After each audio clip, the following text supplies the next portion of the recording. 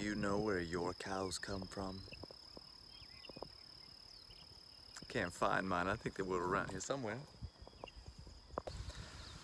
Amidst the sea of comments, I saw one that said, "Yeah, but how do you feel?"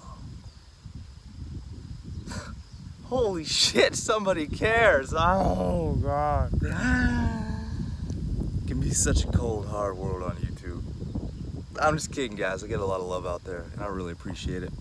And somebody who actually thinks about how you feel is just great, because so many of us are just stuck in the cognitive, mental faculties of our experience. But when it comes down to it, we're just trying to get that feeling. We're trying to be in that state of feeling. And I can tell you, I feel it's a little difficult for me, in all honesty, because I can list quite a list of beneficial effects that I've gotten off of this so far. And I think one of the most uncomfortable aspects for me is the fact that I still feel uncomfortable recommending to do a carnivore diet, or even embodying and therefore promoting the values of it.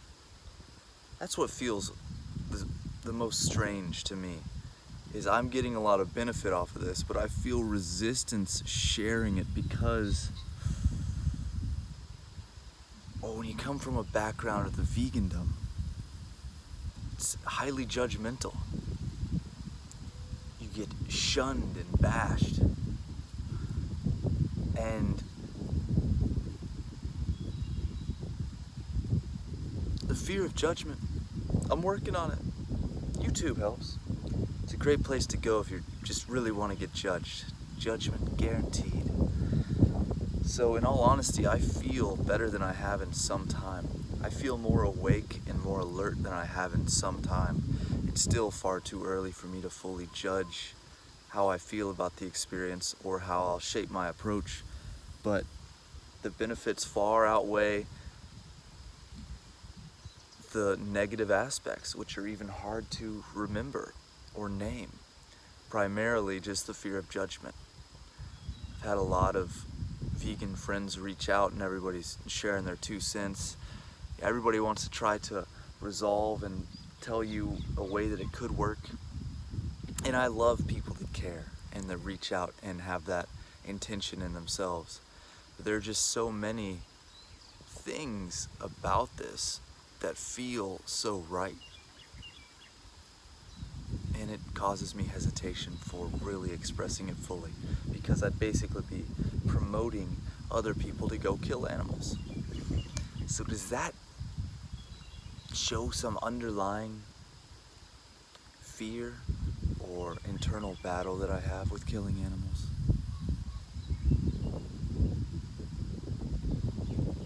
It gives me something to contemplate.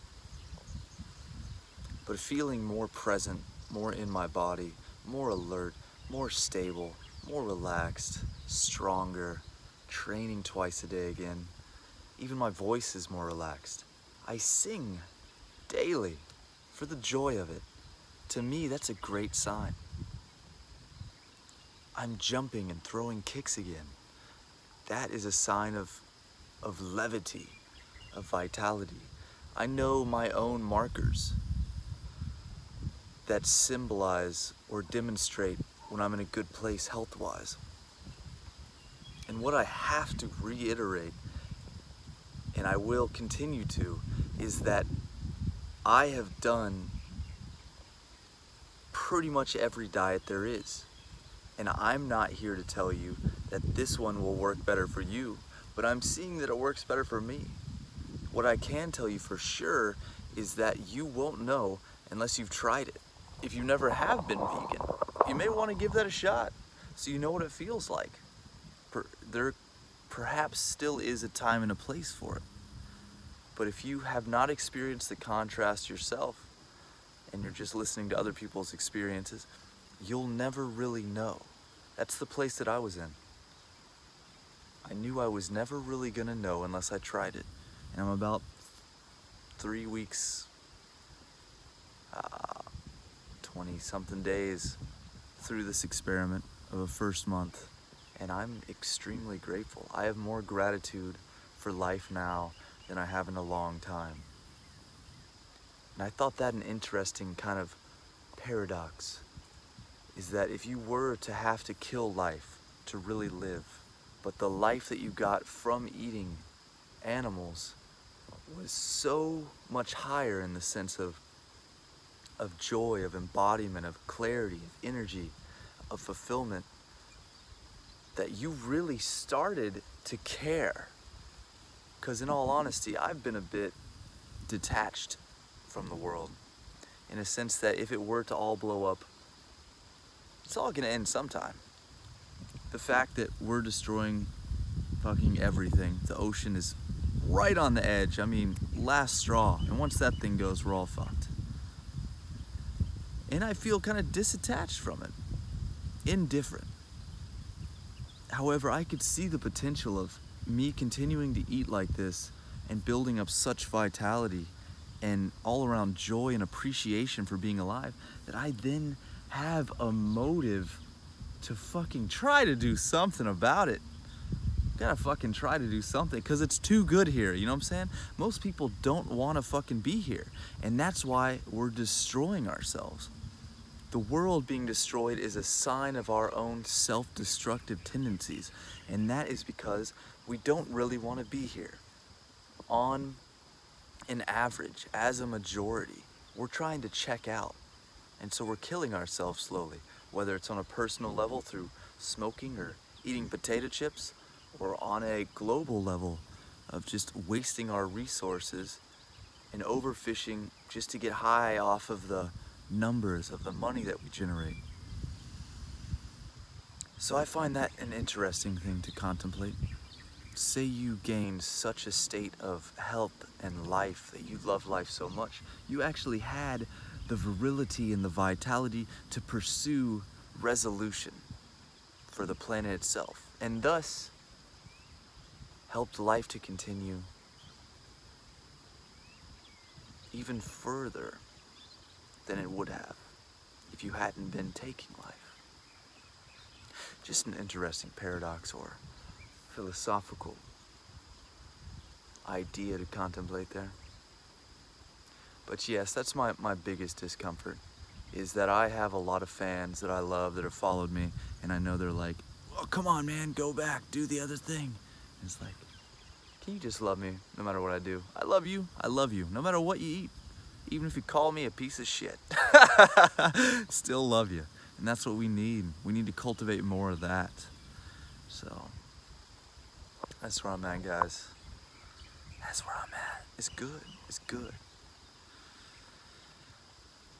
I also want to share the importance of sourcing properly, right? Because if you're paying to, you're investing in the right type of farming, of people who are doing it right, of animals who get to be raised by their nature in open pastures like this one. It may cost extra, and I can understand if you can't afford it right now, but just to understand that it's the goal is to pay your money to the people who are doing it right. We need to support those people, because if you're investing in factory farming, which is a lifetime of imprisonment and torture for an animal, that is fucked up. Nobody can agree that that's a good idea. So even if you find you can't afford it, just work on always obtaining the best of what it is that you can afford. And that sends a message to your subconscious of like, I deserve this. I deserve to eat the best food I can possibly get. And when you get better food, there's a better nutritional composition, and that ultimately recomposes yourself, your body, your mind, your energy. You have more energy, more clarity to do more work in the world and generate more finances that can then go to buying the best fuel. So I must stress that everybody does their best to know their butcher. If you want to save some money, find a butcher in your area, or at least a co-op of people who all throw in together and source their meat from a sustainable grass raised, hormone free, antibiotic free, grass finished hopefully as well, source. And you'll be surprised, you can actually save a good amount if you throw into a co-op or if you get to know your butcher. It's a full 50% more in the store here than I pay when I go to my butcher. So look into it. It exists. And the more that we invest in those things, the more affordable they'll become.